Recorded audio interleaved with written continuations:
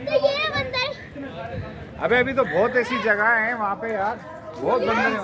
वो बंदर पॉइंट है मरीज। चाची आपको इतने सारे बंदर, इसकी एक माँ भी है तो मैं आपको दिखाती हूँ।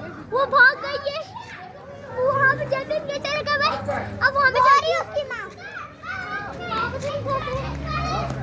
चाची इतने सारे बंदर, तो ये हमारी सारी मतलब वो है कजन्स है, ये मेरे दोस्त है। हाँ वो क्या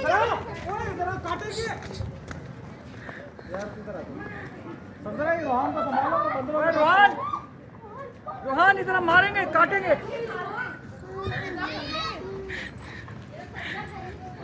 बेटा मारेंगे काटेंगे वो। तस्वीर बना रही है मम्मा जी पे। इधर आ जा रोहन।